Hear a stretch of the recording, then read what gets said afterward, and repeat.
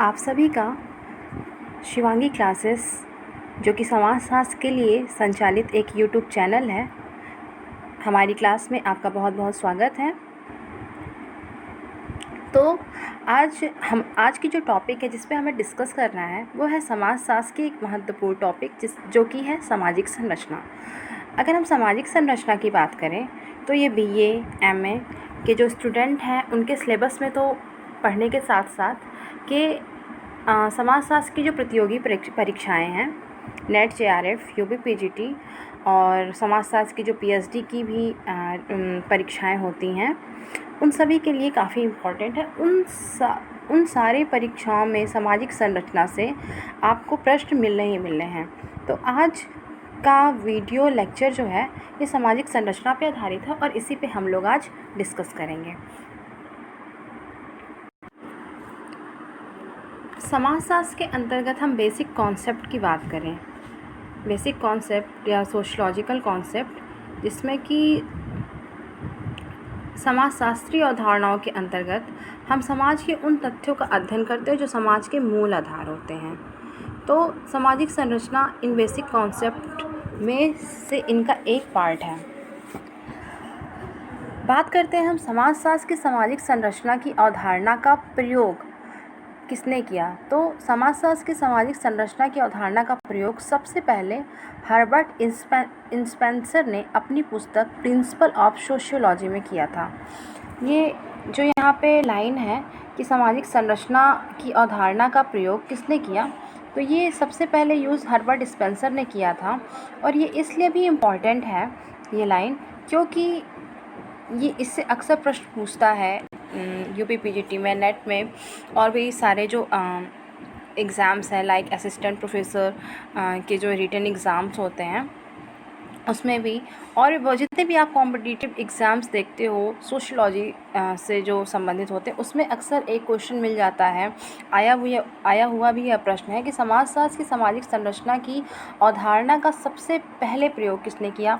तो ये लाइन जो है ये इम्पॉर्टेंट है कि समाजशास्त्र की सामाजिक संरचना की अवधारणा का प्रयोग सबसे पहले हर्बर्ट स्पेंसर ने अपनी पुस्तक प्रिंसिपल ऑफ सोशियोलॉजी में किया था। ठीक है, फिर इसके बाद आता है कि इमाइल दुर्खीम ने इसका प्रयोग the rules of sociological methods में किया था। उसके बाद लुई हेनरी मॉर्गन की पुस्तक system of consanguinity and affinity of the human family को सामाजिक संरचना का प्रथम मानवीय शास्त्रीय अध्ययन माना जाता है। अगर हम सामाजिक संरचना का मानव शास्त्रीय अध्ययन की बात करें तो इसका प्रयोग सबसे पहले लुई हेनरी मॉर्गन की पुस्तक system of consanguinity and affinity of the human family में देखने को मिलता है।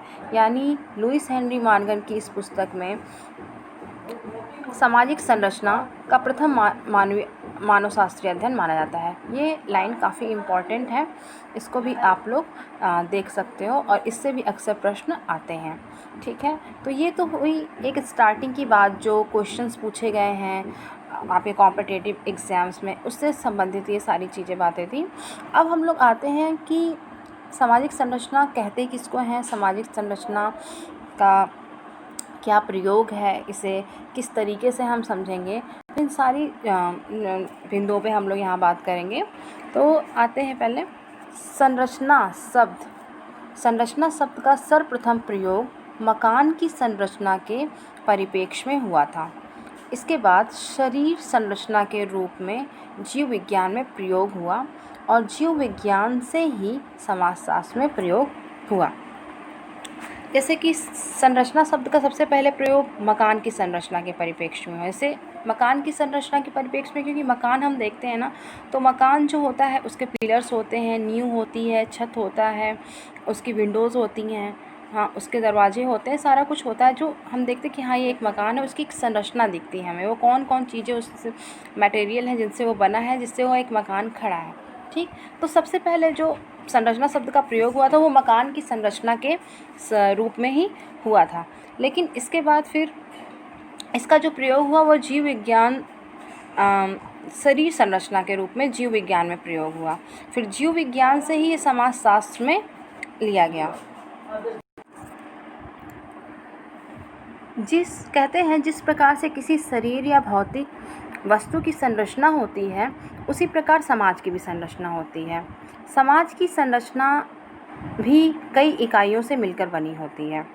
कहने का अर्थ है कि हम जैसे कि किसी कोई शरीर है, आप या किसी सांवरे को देखते हो तो उसकी जो शरीर की या भौतिक संरचना होती है, ठीक उसी प्रकार समाज की इकाइयाँ में, जैसे कोई शरीर है उसमें हाथ, पैर, आँख, मुंह, नाक, ये सारी चीज़ें हम देख रहे हैं कि एक बॉडी के जो बॉडी जिस सारे पार्ट से मिलके बनी है उसको देखते तो हाँ ये एक शरीर है, इस शरीर की संरचना है। ठीक उसी प्रकार हमारा समाज होता है। समाज की संरचना भी कई इकाइयों से मिलकर बनती है, जैसे परिवार, संस्थाएं, संघ, प्रतिमानित संबंध, मूल और पद आदि सबसे मिलकर बनी होती हैं। ये सभी इकाइयाँ परस्पर व्यवस्थित रूप से संबंधित होती हैं और अपने अपने स्थान पर स्थिर होती हैं। कैसे? जैसे यहाँ पे एक लाइन है जो शरीर से कंपेयर किया है सामाजिक संरचना का। जैसे जब कोई मनुष्य का शरीर होता है, उसके शरीर के जो बॉडी पार्ट्स होते हैं, उनके जो हाथ, पैर, आँख, नाक, मुँह, ठीक है, इन सारी चीज़ों को देखते हैं, ये अपनी एक जगह पे होते हैं और ये सारे अपने अपने काम को करते हैं। इसमें से किसी एक को हटा दे तो शरीर का जो संरचना है वो ख़राब हो जाएगा, शरीर का फंक्शन ख़राब हो जाएगा। ठीक उसी प्रकार हमारा समाज होता है। समाज की जो संरचना होती है इसमें आप परिवार, ठीक है, संस्था, संघ, प्रतिमानित संबंध, मूल्य और पद आदि सारी बातों को देखते हो जो समाज की संरचना का निर्माण करते हैं। जिस तरीके के शरीर की संरचना होती है जिसमें हाथ, आँख, नाक, पैर, मुँह देखते हो, उसी प्रकार समाज की भी संरचना होती है। इसमें परिवार, संस्था, संघ, प्रतिमानित संबंध, मूल्य और पदों आदि से मिलकर बनी होती हैं। ठीक, तो ये था समाज की संरचना का जो प्रयोग हुआ, ठीक है ना। पहले मकान के परिप्रेक्ष्य में हुआ, उसके बाद शरीर से तुलना की गई सामाजिक संरचना की, शरीर संरचना के रूप में जीव विज्ञान में प्रयुक्त हुआ, उसके बाद जीव विज्ञान से ही समाजशास्त्र में इसका प्रयोग हुआ। तो ये चीज़ें थी जानने की कि इसका कहाँ प्रयोग हुआ और किस तरीके से हम इसको समझ सकते हैं सामाजिक संरचना को। तो शरीर से कंपेयर करके समाज की संरचना को हम समझ सकते हैं, जो कि हमें कभी फिर भूलेगी नहीं। और बाकी जो इम्पोर्टेंट पॉइंट्स थे वो ऊपर राइट डाउन है, उनको आप देख के अपनी कॉपी में, नोटबुक में लिखना और उसे याद कर लेना। एक लाइन में है, ये काफ़ी इम्पॉर्टेंट है। जो इम्पॉर्टेंट है, जो एग्ज़ाम्स में आ सकते हैं, उसी को हमने यहाँ पे पॉइंट में मेंशन कर दिया है कि आपको इजी समझ में आ जाए, ईज़िली तरीके से आपको याद हो जाए और बहुत ज़्यादा मतलब कि प्रॉब्लम ना हो, आप उसको आराम से समझ लो, जिससे वो आपको कभी ना भूले और एग्ज़ाम में आप उसको उस सारे क्वेश्चन अगर आते हैं तो आप उसको आसानी से अटैम्प्ट कर लो। फिर हम बात करते हैं कि हमारे जो प्रारंभिक विद्वान थे, जैसे हर्बर्ट स्पेंसर, दुर्खीम, इन सभी का मानना था कि समाज की तुलना शरीर से कर हम आसानी से उसे समझ सकते हैं। ऐसा मानना था स्पेंसर जी का और दुर्खीम जी का कि यदि हम समाज की जो तुलना है वो शरीर से करें तो हम आसानी से उसे समझ सकते हैं। जैसे कि अभी हमने आपको पहले समझाया कि किस तरीके से शरीर और समाज की जो संरचना है बिल्कुल मतलब मिलती जुलती होती है। अतः इसी कारण, क्योंकि ये समाज जो दुर्खीम और स्पेंसर जी हैं, ये समाज की तुलना शरीर से करते हैं, इसी कारण ये समाज को एक जीवधारी, समाज को एक जीवधारी के समान व्याख्या करते हैं। कहते हैं समाज जो है एक जीवधारी के समान होता है। ठीक, इसी क्रम में आगे बढ़ने पे हम देखते हैं जो अन्य विद्वान हैं उनका क्या मत है। इसी क्रम में Evans Pritchard, mayor Fortis, Ford एवं रैडक्लिफ ब्राउन आदि विद्वानों ने राजनीतिक संरचना, नातेदारी संरचना आदि के द्वारा सामाजिक संरचना को स्पष्ट करने का प्रयास किया है। तो यहाँ पे ये जो लाइन है ना, Evans Pritchard, mayor Fortis, Ford एवं रैडक्लिफ ब्राउन, ये सारे विद्वानों ने राजनीतिक संरचना और नातेदारी संरचना आदि के द्वारा सामाजिक संरचना को स्पष्ट करने का प्रयास किया है। क्वेश्चन बन सकता है कि किस विद्वानों ने सामाजिक संरचना को राजनीतिक संरचना को राजनीतिक संरचना, नातेदारी संरचना आदि के द्वारा सामाजिक संरचना को स्पष्ट करने का प्रयास किया है।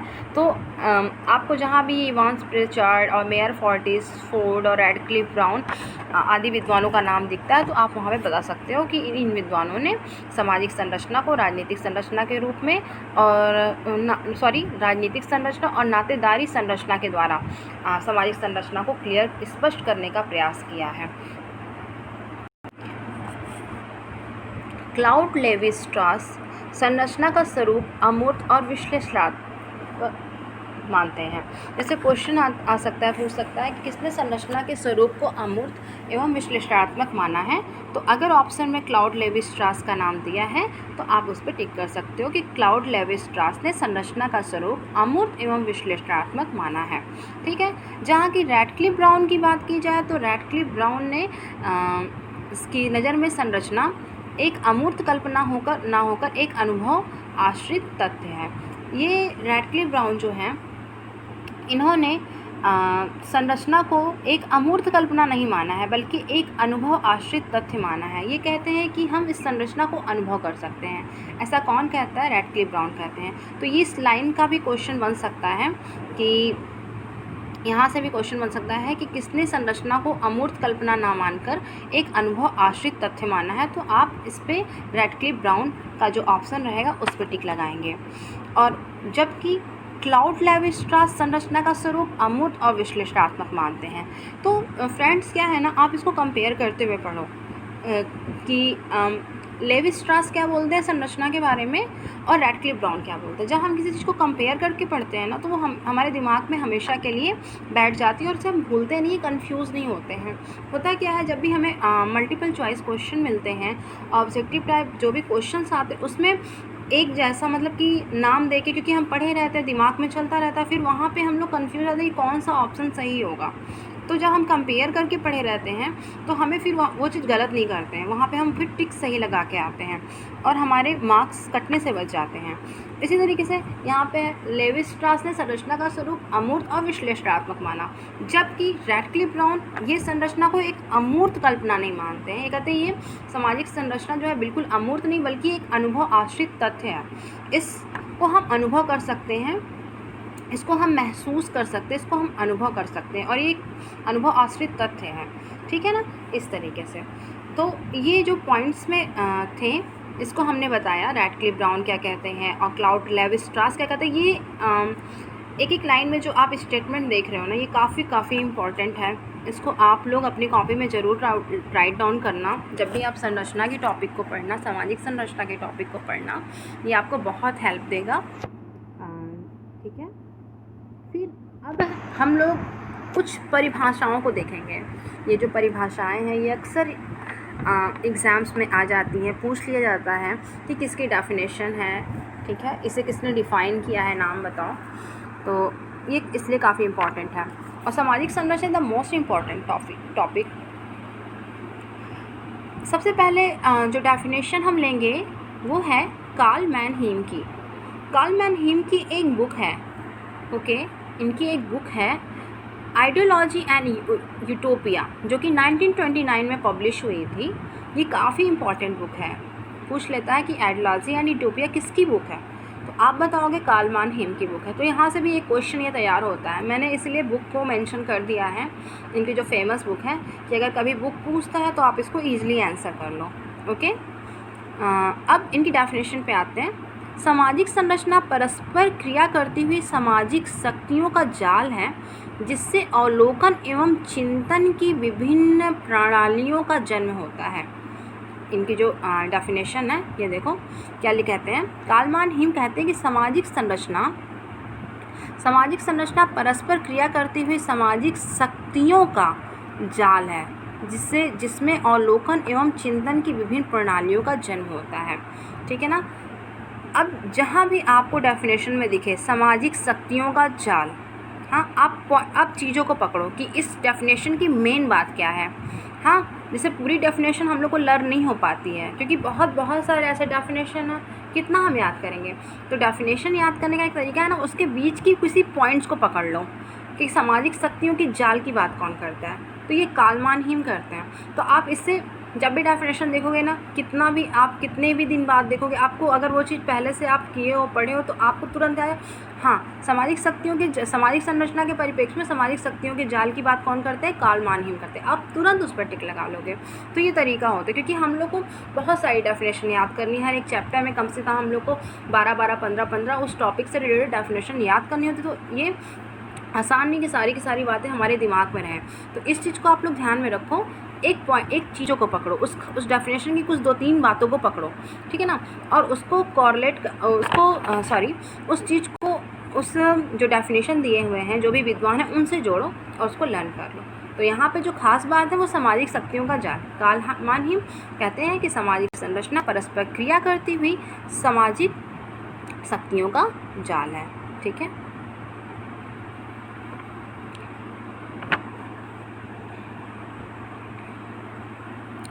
अब नेक्स्ट जो बात आती है अब वो है पार्सन्स की, टालकट पार्सन्स, ठीक है।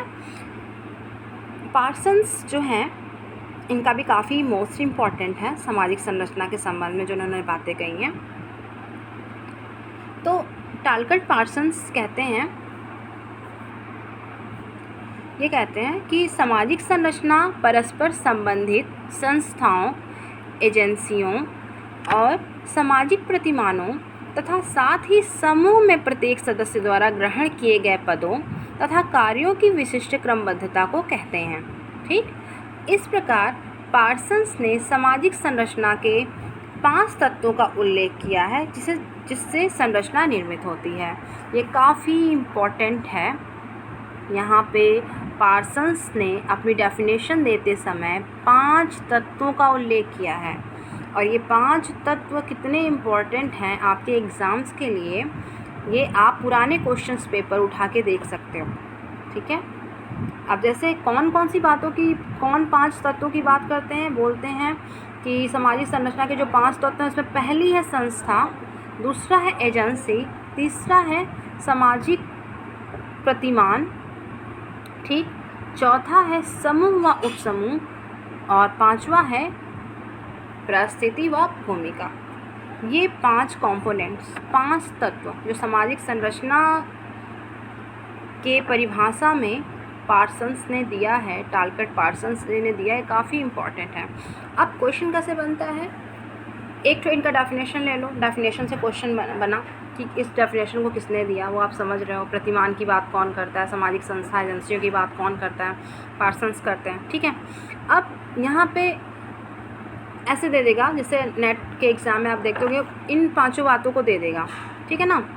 ये जो संस्था मतलब कि ये कहा कि पार्सन्स की सामाजिक संरचना में सामाजिक संरचना के परिभाषा में पार्सन ने कितने तत्वों की चर्चा की, 4, 5, 3, 2, 1। तो आपको जब पता रहेगा तभी आप टिक कर सकते हो। तो इन्होंने 5 तत्वों की बात की, ठीक है। और उसके बाद ये 5 हो गया, एक क्वेश्चन बना। दूसरा फिर ये इस तरह का मिलेगा, संस्था, एजेंसी, सामाजिक प्रतिमान, समूह, उपसमूह, परिस्थिति व भूमिका। तो इसमें से एक हटा देगा, एक गलत कर देगा। जैसे परिस्थिति व भूमिका की जगह जाति या धर्म ले लिया, ठीक, तो वो रॉन्ग हो गया। तो आपको जब पता रहेगा कौन कौन सी बातें दिए हैं, कौन से कंपोनेंट की बात की, तभी आप टिक कर सकते हो।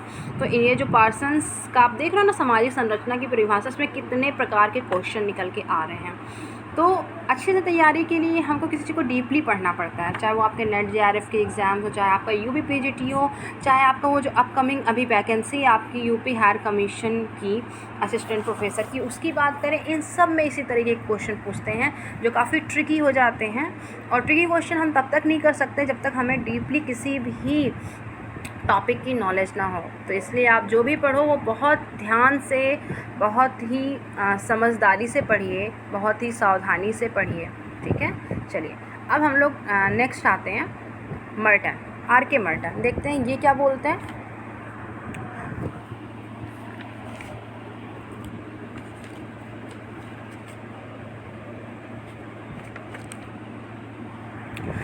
RK मर्टन ने सामाजिक इकाइयों की क्रमबद्धता और उनकी पारस्परिक निर्भरता से उत्पन्न व्यवस्था को सामाजिक संरचना कहा है, ठीक है ना। आर के बर्टन की जो डेफिनेशन वो काफ़ी छोटी सी है। वो कहते हैं सामाजिक इकाइयों की क्रमबद्धता और उनकी पारस्परिक निर्भरता से उत्पन्न व्यवस्था को ही सामाजिक संरचना कहा जाता है। फिर रैडक्लिफ ब्राउन ने कहा कि सामाजिक संरचना संस्था द्वारा परिभाषित और नियमित संबंधों में लगे हुए व्यक्तियों की एक क्रमबद्धता है। मैकाइबर व पेज ये कहते हैं कि समूहों के बनने के विभिन्न तरीकों के संयुक्त रूप को ही सामाजिक संरचना कहते हैं। फिर आता है नेक्स्ट मजुमदार एवं मदान कहते हैं कि पुनरावृत्तियों सामाजिक संबंधों के स्थायी पक्षों से ही सामाजिक संरचना का निर्माण होता है। तो ये जो आप डेफिनेशन देख रहे हो ना फ्रेंड्स, इसको आप लोग अच्छे से लर्न कर लेना, अपने नोटबुक में ज़रूर राइट डाउन करना। इसका PDF हम आपको अपने YouTube चैनल के डिस्क्रिप्शन बॉक्स में इसका लिंक हम शेयर कर देंगे, आप वहाँ से भी डाउनलोड कर सकते हो। जो कैंडिडेट्स हमारे टेलीग्राम चैनल से जुड़े हैं, ठीक है, हमारे व्हाट्सएप ग्रुप से जुड़े हैं, उसमें भी इस PDF को हम प्रोवाइड कर देंगे, आप वहाँ से डाउनलोड कर सकते हो और उससे भी नोट्स बना सकते हो। ठीक है, अब आते हैं हम लोग सामाजिक संरचना की विशेषताओं पे। इज़ द मोस्ट इम्पॉर्टेंट, इससे काफ़ी क्वेश्चंस बनते हैं। यहाँ पे हमने उन्हीं चीज़ों को ज़्यादा मेंशन किया जिससे क्वेश्चंस आते हैं, और इसमें से क्या निकाला जाए, ये पूरी की पूरी टॉपिक ही काफ़ी इम्पॉर्टेंट है, इससे क्वेश्चन आते हैं। हम लोग सारे क्वेश्चन पेपर उठा के देखते हैं, एग्ज़ाम दो, आप क्वेश्चन पेपर उठा के देखो, पुराने नेट JRF PGT के, हायर कमीशन असिस्टेंट प्रोफेसर के सारे एग्ज़ाम्स के आप निकाल के देखो, या PhD के, इसमें आपको क्वेश्चन मिलने ही मिलेंगे। सामाजिक संरचना, इसकी विशेषताओं पे आएंगे फ्रेंड्स। सामाजिक संरचना की जो पहली विशेषता है वह सामाजिक संरचना बाह्य स्वरूप का बोध कराती है। ठीक है, सामाजिक संरचना बाह्य स्वरूप का बोध कराती है। सामाजिक संरचना अखंड व्यवस्था नहीं है। तीसरा ये है, यह व्यवस्थित क्रम विन्यास है। फिर नेक्स्ट है, अंतः संबंधित इकाइयों की एक व्यवस्थित स्वरूप है। नेक्स्ट है, यह सामान्यतः एक स्थायी अवधारणा है। बहुत ध्यान से इसको देखिएगा आप लोग, इनसे भी पूछ लेता है विशेषताओं के बारे में। इनका निर्माण अनेक उपसंरचनाओं के मेल से होता है। फिर नेक्स्ट है, यह स्थानीय विशेषताओं से प्रभावित होती है। इनमें विघटन के भी तत्व पाए जाते हैं। सामाजिक संरचना एक क्रमबद्धता है, सामाजिक व्यवस्था नहीं है। सामाजिक संरचना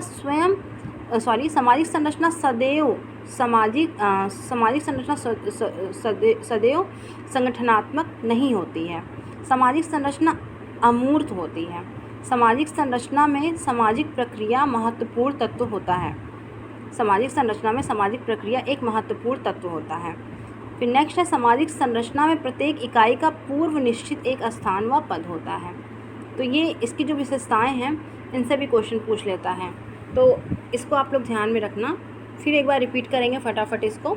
सामाजिक संरचना बाह्य स्वरूप का बोध कराती है, यानी जो सामाजिक संरचना है ना, हमें इसके बाहरी स्वरूप का ही सिर्फ बोध होता है। जैसे शरीर है ना, तो उसके बाहरी स्वरूप को ही हम लोग देख रहे हैं, ठीक है ना, कि क्या शरीर को हम बाहरी रूप से ही देखते हैं। मकान है, मकान का एक बाहरी जो स्ट्रक्चर है उसको हम देख रहे हैं। उसी तरीके सामाजिक संरचना के बाह्य स्वरूप को ही हम देख पाते हैं, उसी से हम बोध करते हैं, समझते हैं। ठीक है, और फिर सामाजिक संरचना एक अखंड व्यवस्था नहीं है, यह व्यवस्थित क्रम विन्यास है। अंतर संबंधित इकाइयों का एक व्यवस्थित स्वरूप है। ठीक है, यानी ये इंटरडिपेंडेंसी पाई जाती है सामाजिक संरचना में। यह सामान्यतः एक स्थायी अवधारणा है। इनका निर्माण अनेक उपसंरचनाओं के मेल से होता है। यह स्थानीय विशेषताओं से प्रभावित होती हैं। इनमें विघटन के भी तत्व पाए जाते हैं। सामाजिक संरचना एक क्रमबद्धता है, सामाजिक व्यवस्था नहीं है। सामाजिक संरचना संगठनात्मक नहीं होती है। सामाजिक संरचना अमूर्त होती है, यानी कि ये भी इम्पॉर्टेंट है कि इसका जो स्वरूप होता है वो अमूर्त होता है। ठीक है, सामाजिक संरचना में सामाजिक प्रक्रिया महत्वपूर्ण तत्व होता है। सामाजिक संरचना में प्रत्येक इकाई का एक पूर्व निश्चित स्थान व पद होता है। तो ये विशेषताएं हो गई इसकी। तो फ्रेंड्स, ये जो है सामाजिक संरचना की विशेषताएं हो गई।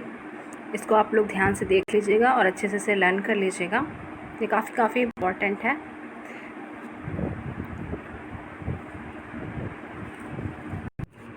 अब यहाँ पे कुछ क्वेश्चंस जो बनते हैं उसके ऊपर यहाँ पे हम लोग चर्चा करेंगे। जैसे जॉनसन्स ने सामाजिक संरचना के तत्वों के रूप में निम्न बातों का उल्लेख किया है।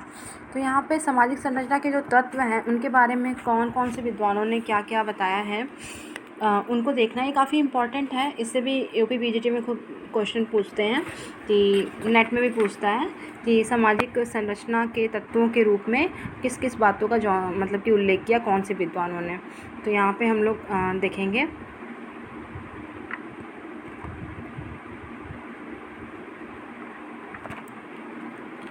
जॉनसन्स ने सामाजिक संरचना के तत्वों के रूप में निम्न बातों का उल्लेख किया। पहला है सामाजिक प्रकार के छोटे सामाजिक समूह, दूसरा है भूमिका, तीसरा है नियामक मानदंड, चौथा है सांस्कृतिक लिंग।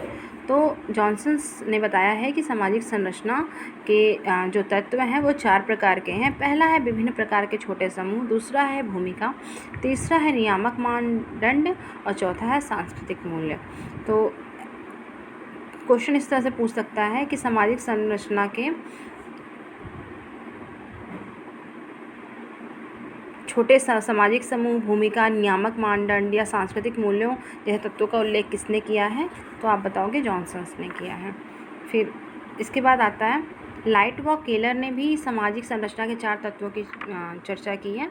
पहला है परिस्थिति, दूसरा है भूमिका, नेक्स्ट है आपका समूह और लास्ट है संस्था। तो यहाँ पे लाइट एवं केलर ने 4 प्रकार के सामाजिक संरचना के तत्वों की रचना की, जो है परिस्थिति, भूमिका, समूह और संस्था। ठीक है।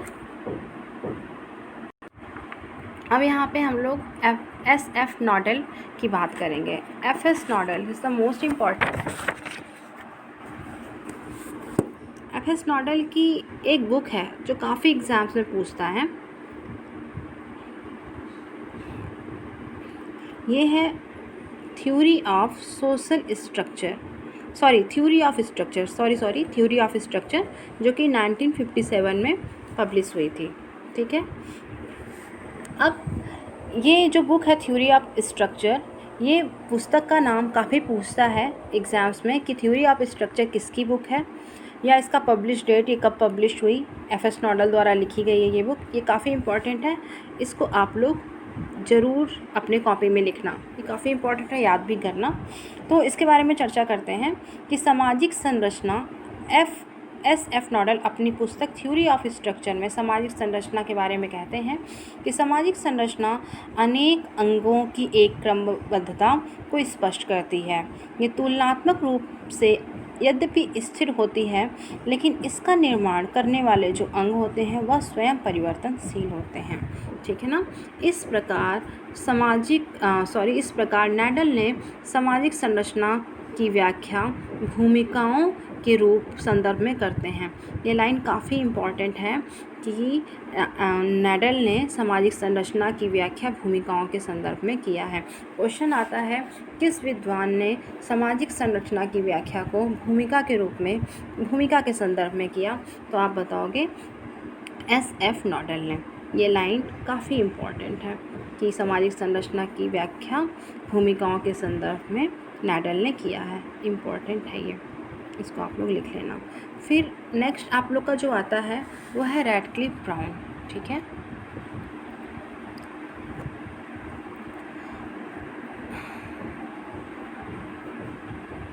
रैडक्लिफ ब्राउन की बात की जाए तो इनकी एक पुस्तक है जो काफ़ी एग्ज़ाम में रिपीटेड करके पूछी गई है, और इनकी बुक है African system of kinship and marriage, जो कि 1950 में आई थी। ये कहते हैं, इस बुक को आप लोग याद रखना, African system of kinship and marriage. ठीक है। और ये 1950 में पब्लिश हुई थी। रैडक्लिफ ब्राउन जी की ये बुक है। इसमें है कि ये कहते हैं कि सामाजिक संरचना संस्था द्वारा परिभाषित और नियमित संबंधों में लगे हुए व्यक्तियों की एक क्रमबद्धता है। आगे ये कहते हैं कि वास्तविक जीवन में देखिए, वास्तविकता की बात करते हैं। ये पहले भी कहते हैं कि ये वास्तविकता की बात करते हैं जो रैडक्लिफ ब्राउन है। ये कहते हैं कि वास्तविक जीवन में हम देखते हैं कि मनुष्य परस्पर सामाजिक संबंधों द्वारा बंधे हुए हैं। वास्तविक रूप से पाए जाने वाले इन संबंधों के द्वारा ही सामाजिक संरचना का निर्माण होता है।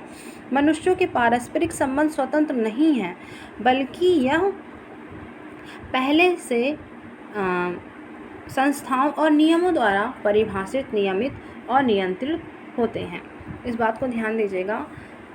ब्राउन जो है, रैडक्लिफ ब्राउन कहते हैं कि जो संरचना है वास्तविक जीवन में हम इसे देखते हैं। मनुष्य परस्पर रूप से सामाजिक संबंधों द्वारा एक दूसरे से बंधा हुआ है। वास्तविक रूप में ये संबंध पाए जाते हैं। जो संबंध हम देखते हैं, एक जो समाज में जो मनुष्य होता है उनका एक दूसरे से जो संबंध है, उसी से सामाजिक संरचना का निर्माण होता है। ठीक है, तो संबंधों को तो हम देख ही रहे हैं ना कि हमारा संबंध किससे कैसा है, अगले का संबंध किससे कैसा। इस तरह संबंधों का एक जाल हम देखते हैं। सामाजिक संबंधों का हम एक जाल, एक मनुष्य दूसरे मनुष्य से संबंधों के रूप में एक दूसरे से जुड़े होते हैं। यहाँ पे ये भी ब्राउन कहते हैं कि मनुष्य के पारस्परिक संबंध स्वतंत्र नहीं होते, बल्कि संस्थाओं और नियमों द्वारा परिभाषित, नियमित और नियंत्रित होते हैं। कहने का तात्पर्य ये है कि हमारे जो संबंध बनते हैं एक दूसरे से, जो मनुष्यों का जो संबंध होता है वो स्वतंत्र नहीं होता है, बल्कि वो कुछ संस्थाओं और नियमों द्वारा परिभाषित होता है कि हमें कैसे आचरण करना है, कैसे एक दूसरे के साथ व्यवहार करना है। हाँ, हमारे मतलब कि हमारे ऊपर कौन कौन सी बातें हैं जो हमें माननी है, ठीक है, उसको मानने के लिए हम बाध्य हैं। बहुत सारी चीज़ें होती हैं। तो सामाजिक संबंधों के द्वारा ये सामाजिक संरचना को बताते हैं और वास्तविकता की बात करते हैं। कौन? रैडक्लिफ ब्राउन जी। फिर आता है गिन्सबर्ग की जो एक बुक है वो है reason and unreason in society. Is the most important book किसकी? गिन्सबर्ग की। रीज़न एंड, इनकी बुक है reason and unreason in society. ये काफ़ी इम्पॉर्टेंट बुक है इनकी, reason and unreason in society. ठीक है, अब सामाजिक संरचना के बारे में ये क्या कहते हैं, इस बुक को आप लोग लिख लीजिएगा, ये बुक आप लोग मत भूलिएगा। ये है reason and unreason in society. Ginsberg कहते हैं कि सामाजिक संरचना का अध्ययन सामाजिक संगठन के प्रमुख स्वरूपों अर्थात समूहों, समितियों तथा संस्थाओं के प्रकार एवं इन सब से संकुल जिनसे कि समाज का निर्माण होता है से संबंधित है। इनकी डेफिनेशन भी आप लोग याद रख लीजिएगा कि ये कहते हैं कि सामाजिक संरचना का अध्ययन सामाजिक संगठन के प्रमुख स्वरूप अर्थात समूह, समिति, संस्था के से संबंधित समाज का जो निर्माण होता है सब संबंधित है। इसको आप लोग पढ़ लीजिएगा। फिर गिन्सबर्ग ने अपनी परिभाषा में, गिन्सबर्ग ने, ये इम्पॉर्टेंट है, यहाँ पे आप देखिए लिखा भी है हमने इम्पॉर्टेंट। गिन्सबर्ग ने अपनी परिभाषा में सामाजिक संरचना एवं सामाजिक संगठन में भेद नहीं किया है। इस लाइन को याद रखिएगा। इससे क्वेश्चन बन सकता है कि किस विद्वान ने सामाजिक संरचना एवं सामाजिक संगठन में भेद नहीं किया। तो ये हैं गिन्सबर्ग साहब, जिन्होंने सामाजिक संरचना और सामाजिक संगठन में भेद नहीं किया है। ठीक है, फिर फिर यहाँ पे है गिन्सबर्ग जी का मत है कि सामाजिक संरचना का निर्माण जो है वो समूह, समिति और संस्था से मिलकर होता है। तो ये भी क्वेश्चन बन सकता है आपका। यहाँ पे देखिए हम टिक कर दे रहे हैं कि गिन्सबर्ग का मत है कि सामाजिक संरचना का जो निर्माण है वो समूह प्लस समिति प्लस संस्थाओं से मिलकर हुआ है। तो क्वेश्चन बन सकता है कि कौन सा विद्वान कहता है कि सामाजिक संरचना का निर्माण समूह, समिति और संस्था से मिलकर हुआ है। क्वेश्चन तैयार हो रहा है ना आपका, तो आप बताओगे ये गिन्सबर्ग समूह प्लस समिति प्लस संस्था से मिलकर हुआ। 3 बातों को बताया इन्होंने सामाजिक संरचना के निर्माण में। कौन कौन सा? समूह, समिति एवं संस्था। ये कहते हैं इन सारे तीनों से मिलकर के किसका निर्माण होता है? सामाजिक संरचना का। कौन कहता है? गिन्सबर्ग कहता है। क्लियर है? अब हम लोग आगे आते हैं। अब कोज़र एवं रोजबर्ग। क्लियर? कोज़र एवं रोजबर्ग की बातों को सुनो। यहाँ पे क्या कहते हैं ये? कोज़र एवं रोजनबर्ग कहते हैं कि संरचना का तात्पर्य सामाजिक इकाइयों के तुलनात्मक, स्थिर एवं प्रतिमानित संबंधों से है। इस परिभाषा में इस बात पर जोर दिया गया है कि सामाजिक संरचना का निर्माण सामाजिक इकाइयों से ही होता है। ये इकाइयाँ एक व्यवस्थित रूप में जमी होती हैं। और उनके मध्य स्थिरता पाई जाती है। समूह, संस्थाएं, पद, भूमिकाएं आदि सामाजिक इकाइयाँ कही जा सकती हैं। ठीक है, तो ये कोजर और रोजनबर्ग की आप डेफिनेशन देख सकते हो कि सामाजिक संरचना का तात्पर्य सामाजिक इकाइयों के तुलनात्मक, स्थिर व प्रतिमानित संबंधों से है। ये आप लोग याद कर लेना। फिर आपका नेक्स्ट जो लाइन आता है वो समूह, संस्था, पद, भूमिकाएं आदि सामाजिक इकाइयाँ कही जा सकती हैं। इसको भी आप लोग देख सकते हैं। इसको जो आप समूह देखते हो, संस्था देखते हो, पद देखते हो, भूमिका देखते हो, ये सब जो सामाजिक इकाइयाँ, इसे हम लोग कह सकते हैं। ठीक है, फिर सामाजिक संस्था अपेक्षाकृत एक स्थिर अवधारणा है। ये आप विशेषता में बढ़े हुए कि एक स्थिर अवधारणा जिसे बहुत धीमी गति से परिवर्तन होता है। आपने जब सामाजिक संरचना का विशेषता पढ़ा था तो उसमें था कि सामाजिक संरचना अपेक्षाकृत एक स्थिर अवधारणा है जिनमें बहुत धीमी गति से परिवर्तन होता है। अब हम लोग नेक्स्ट आते हैं जो इम्पोर्टेंट है, वह है इसके स्वरूपों पे। सामाजिक संरचना के स्वरूप कौन कौन से हैं?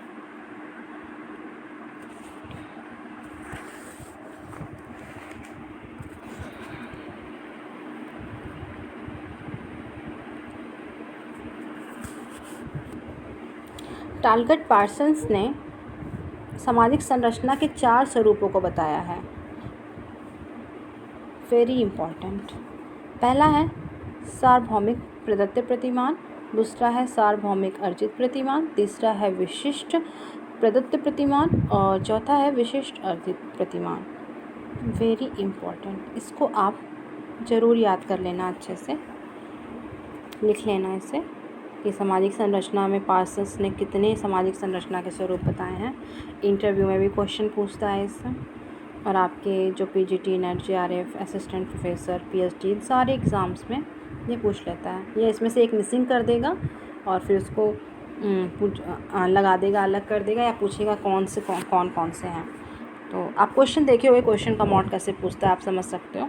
तो इन चारों को आप ध्यान से पढ़ लेना। फिर नेक्स्ट आता है रैडक्लिफ ब्राउन।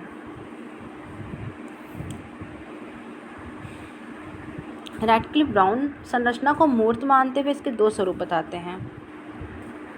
पहला वास्तविक संरचना, दूसरा समान संरचना। ये जो आप देख रहे हो ना, ये आप 2016 पीजीटी का जो एग्ज़ाम हुआ था ना 2019 में, उसमें ये क्वेश्चन आया था। आप क्वेश्चन पेपर उठा के देख सकते हो कि क्वेश्चन इस तरीके से था कि रैडक्लिफ ब्राउन ने कौन कौन से 2 भाग बताए सामाजिक संरचना के। उसमें ऑप्शंस थे, उसमें टिक करना था। इससे क्वेश्चन आया था, आप पेपर देखना, यूपी पीजीटी में पूछा था इससे क्वेश्चन, तो आप इसको देख सकते हो। इससे पहला है समाज संरचना को मूर्त मानते हैं, ये तो आपको पता है रैडक्लिफ ब्राउन जी। पहला बताते हैं स्वरूप में वास्तविक संरचना, ठीक, और दूसरा बताते हैं सामान्य संरचना। वास्तविक संरचना क्या होता है? वास्तविक संरचना में बताते हैं कि व्यक्तियों को सम्मिलित करते हैं। जो सामाजिक संरचना के 2 स्वरूप बताते हैं रैडक्लिफ ब्राउन, उसमें 2 स्वरूप हैं। पहला है वास्तविक संरचना, दूसरा है सामाजिक संरचना। वास्तविक संरचना में इसकी विशेषताएं क्या है कि व्यक्तियों को सम्मिलित करते हैं वास्तविक, तथा इसे परिवर्तनशील भी मानते हैं। और दूसरा स्वरूप है सामान्य संरचना, इसमें नियमों की व्यवस्था को ब्राउन सम्मिलित करते हैं तथा इसमें अपेक्षाकृत स्थिर मानते हैं। तो ये बहुत इम्पॉर्टेंट है, आप लोग बहुत ध्यान से पढ़िए, बहुत चीज़ों को समझ के पढ़िए, समझने की सारी चीज़ें हैं। क्वेश्चन ऐसे ही पूछ सकता है कि ब्राउन ने जो 2 स्वरूप बताए हैं संरचना के, उसमें जो वास्तविक संरचना है उसमें ब्राउन किसे सम्मिलित करते हैं, ठीक है ना। तो आप व्यक्तियों का सम्मिलित स्वरूप दे सकता है, नियम संस्थाओं का स्वरूप दे सकता है उदाहरण। तो आप जब पढ़े रहोगे कि इसमें कौन सा रूप होता है, तो व्यक्तियों का सम्मिलित स्वरूप और इसे परिवर्तनशील भी मानते हैं, तो आप बता सकते हो। और फिर सामान्य संरचना में नियमों की व्यवस्था है, ठीक है ना भाई। नियम तो एक बार बन गए तो बन गए, तो ये स्थिर होते हैं, तो इसलिए इसको स्थिर कहते हैं कि अपेक्षाकृत स्थिर रहता है। कौन? सामान्य संरचना। इसको आप लोग राइट डाउन कर लीजिएगा, अच्छे से पढ़ लीजिएगा, ये काफ़ी इम्पोर्टेंट है। ओके फ्रेंड्स, अब फ्रेंड्स हम नेक्स्ट आते हैं कार्ल मार्क्स पे।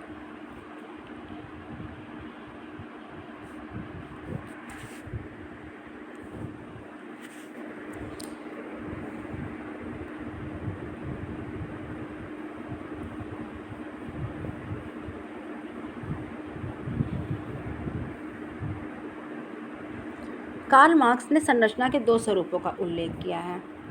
पहला है आपका अधोसंरचना, जिसको हम सब स्ट्रक्चर कहते हैं, और दूसरा आता है हमारा अधिसंरचना, जिसे हम सुपर स्ट्रक्चर कहते हैं।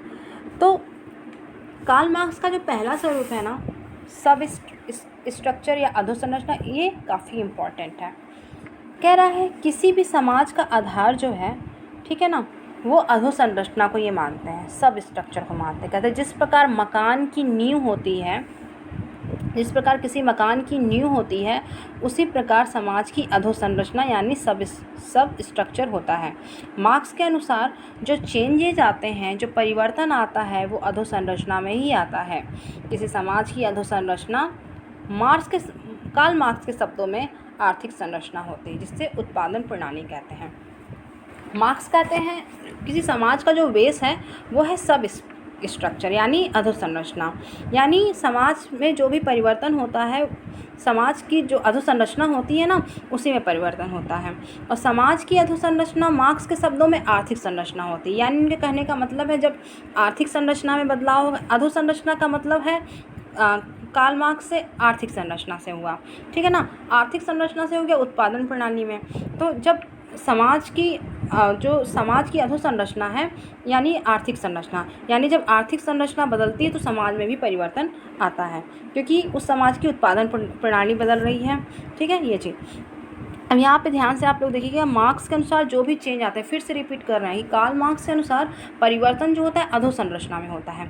अधोसंरचना मतलब सब स्ट्रक्चर, और सब स्ट्रक्चर किसको बोल रहे हैं, आर्थिक संरचना को। आर्थिक संरचना क्या है, उत्पादन प्रणाली है। यानी कहने का मतलब है जो भी समाज में परिवर्तन होता है वो समाज की अधोसंरचना में यानी आर्थिक संरचना में यानी उत्पादन प्रणाली में परिवर्तन होता है, तो समाज में परिवर्तन देखने को मिलता है। और समाज की जो कोई अधोसंरचना है वही उसका बेस है, वही उसका सबसे इम्पॉर्टेंट पार्ट है, क्योंकि चेंज उसी में आते हैं। और मार्क्स के अनुसार समाज की जो अधोसंरचना है वो आर्थिक प्रणाली पे डिपेंडेंट होती है। अब यहाँ पे एक सूत्र दिया है अधोसंरचना यानी इसका सब स्ट्रक्चर का, ठीक, ये मोस्ट इम्पॉर्टेंट है। अधोसंरचना बराबर आर्थिक संरचना, ठीक, आर्थिक संरचना मतलब उत्पादन प्रणाली। अब उत्पादन प्रणाली में कौन कौन सी बातें आती हैं, उत्पादन प्रणाली में आपका आता है उत्पादन के साधन, उत्पादन शक्ति, उत्पादन संबंध, ठीक। क्वेश्चन कैसे बनेगा कि उत्पादन प्रणाली में अधोसंरचना, आर्थिक संरचना, उत्पादन प्रणाली जो होती है, कौन कौन सी बातें आते हैं, कौन कौन से कंपोनेंट आते हैं, तो उसमें आते हैं उत्पादन के साधन, उत्पादन शक्ति, उत्पादन संबंध, ठीक है। यहाँ पे ये तीनों काफ़ी इम्पॉर्टेंट, ये जो है मतलब ये जो पार्ट है ये काफ़ी इम्पॉर्टेंट है, ये तीनों बातें काफ़ी इम्पॉर्टेंट हैं। यानी जो उत्पादन प्रणाली में ये तीनों कंपोनेंट का समावेश होता है, इसको आप लोग ध्यान से देख लीजिएगा, ये इम्पॉर्टेंट, ठीक है। तो ये हो गया अधोसंरचना। हम लोग जब कार्ल मार्क्स की टॉपिक पढ़ेंगे ना फ्रेंड्स, तो इसको और अच्छे से हम लोग डिस्कस करेंगे, क्योंकि ये हम लोग सोशल स्ट्रक्चर पढ़ रहे हैं, सामाजिक संरचना, तो अभी हम इस पे बहुत ज़्यादा मतलब बहुत डीपली नहीं जा रही है, बस आपको सामाजिक संरचना के परिप्रेक्ष्य में समझाने के लिए हम इतने में ही इसको डिस्कस कर लेते हैं कार्ल मार्क्स को। और फिर जब हम लोग कार्ल मार्क्स को पढ़ेंगे ना, इस थिंकर इनको पढ़ेंगे ना, पूरा इनका थॉट, इनका पेपर, तो फिर और अच्छे से हम लोग इनको पढ़ेंगे। अभी लेकिन जो इम्पोर्टेंट है आप इसमें देख सकते हो, जो सामाजिक संरचना के पॉइंट ऑफ व्यू से इम्पॉर्टेंट है, ठीक है। नेक्स्ट इनका आता है अधिसंरचना। अधिसंरचना इनका जो है, यह किसी भी समाज की ऊपरी संरचना होती है, ठीक है, किसी भी समाज की ऊपरी संरचना होती है जो अधोसंरचना पे आधारित होती है। अर्थात किसी समाज की संस्कृति, धर्म, परिवार, विवाह, राजनीति की व्यवस्था को ही अधिसंरचना कहते हैं। तो ये काफ़ी इम्पॉर्टेंट है।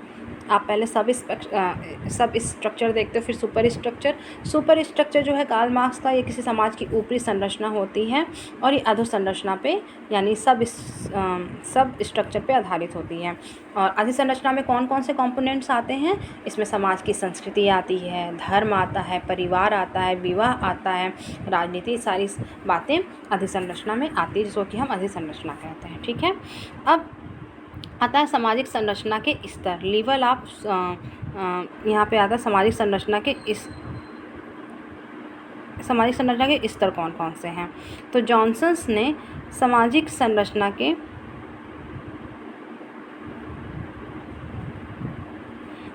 एक सेकेंड, यहाँ पे ये गलत लिखा गया है, तो इसको हम काट देते हैं।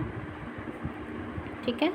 हाँ, यहाँ से हम लोग बात करेंगे सामाजिक संरचना के स्तर कौन कौन से। तो जॉनसन्स ने सामाजिक संरचना के 2 स्तरों का उल्लेख करते हैं। पहला है प्रक्रियात्मक उपप्रणाली, ठीक है ना, दूसरा है संरचनात्मक उपप्रणाली। तो ये भी पूछ सकता है कि सामाजिक संरचना के 2 जॉनसन्स ने कौन कौन से स्तरों का उल्लेख किया। तो प्रक्रियात्मक उपप्रणाली और संरचनात्मक उपप्रणाली। तो प्रक्रियात्मक फंक्शनल सबसिस्टम जो होता है, इसमें कौन कौन सी बातें आती हैं। ये अमूर्त होती है। सबसे पहली बात अमूर्त होती है। कौन, ये ए का बात कर रहे हैं प्रक्रियात्मक प्रणाली का, ये अमूर्त होती है, ठीक है ना, अमूर्त होती है। और दूसरा क्या होता है, शिक्षण संस्था, गवर्नमेंट, पॉलिटी, ये सारी चीज़ें इसमें आती है फंक्शनल सबसिस्टम में, ठीक है। और दूसरा है संरचनात्मक उपप्रणाली, ये जो होती है मूर्त होती है। जो होती है संरचनात्मक उपप्रणाली, ये जो होती है ये मूर्त होती है, ठीक है ना, ये मूर्त होती है और समूहों से बनती है। इसमें नातेदारी, गोत्र, वंश आदि आते हैं, ठीक है ना। तो यहाँ पे जॉनसन ने सामाजिक संरचना के 2 स्तरों का उल्लेख किया है। पहला प्रक्रियात्मक उपप्रणाली और दूसरा है संरचनात्मक उपप्रणाली। तो इसको आप लोग देख लीजिएगा, इसको कॉपी में लिख लीजिएगा और इसको आप लोग अच्छे से पढ़ लीजिएगा, ये काफ़ी इम्पॉर्टेंट है। प्रक्रियात्मक उपप्रणाली जो होती है ये अमूर्त होती है। इसमें शिक्षण संस्थाएँ हैं, सरकार है, राजनीति, सारी चीज़ें आती हैं। और संरचनात्मक उपप्रणाली में ये मूर्त होती हैं, ये समूहों से बनी होती हैं, ठीक है ना। इसमें नातेदारी, गोत्र, वंश समूह आदि चीज़ों की बातें होती हैं, ठीक है, ये सारा। तो यहाँ पे ये हो गया आपका सामाजिक संरचना के जो स्तर हैं और जॉनसन्स ने उसे डिस्क्राइब किया है। तो फ्रेंड्स, आज हम लोगों ने जो आपके साथ यहाँ पे हम लोगों ने डिस्कस किया है, ये आप जो देख रहे हो यहाँ पे सामाजिक संरचना के बारे में, उसकी डेफिनेशंस के बारे में, इसको आप लोग अच्छे से रीड आउट करना, इसको अपने कॉपी में राइट डाउन भी करना, समझना। इसके जो हमने तरीके बताए हैं, क्वेश्चंस कैसे बनते हैं, इसको आप लोग ध्यान से देखना, सुनना और समझना। ये काफ़ी इंपॉर्टेंट टॉपिक है। ये अभी इसके कुछ पोर्शंस और हैं जो बचे हुए हैं, जिसको हम नेक्स्ट वीडियो लेक्चर में अपलोड करेंगे, तो आपका पूरा फिर ये कंप्लीट हो जाएगा। तो फ्रेंड्स, आज का जो वीडियो लेक्चर था आप लोगों ने सुना, इसको सुनने के लिए, ठीक है, आप लोगों का बहुत बहुत धन्यवाद। और इसको आप लोग सुनिए, अपने कॉपी में लिखिए। और फ्रेंड्स, ये जो मेरे वीडियो लेक्चर हैं इसको आप लोग और भी फ्रेंड्स में शेयर करिए, मेरे चैनल को सब्सक्राइब करिए और लाइक करिए। और हाँ, कमेंट्स बॉक्स में अपने कमेंट्स करके आप बताइए कि और आपको कौन कौन सी टॉपिक पे लेक्चर्स चाहिए, जिससे हम लोग उस और जल्दी लेक्चर्स को अपलोड कर सकें। आप पे कोई भी इश्यू है आप कमेंट्स बॉक्स में लिखिए, ठीक है ना। और आपका जो नेक्स्ट इसका पार्ट है सामाजिक संरचना का, ये तो पार्ट 1 हो गया, पार्ट 2 बहुत जल्दी हम दूसरा वीडियो लेक्चर अपलोड करेंगे। आप सभी का वीडियो लेक्चर इसको सुनने के लिए बहुत बहुत धन्यवाद।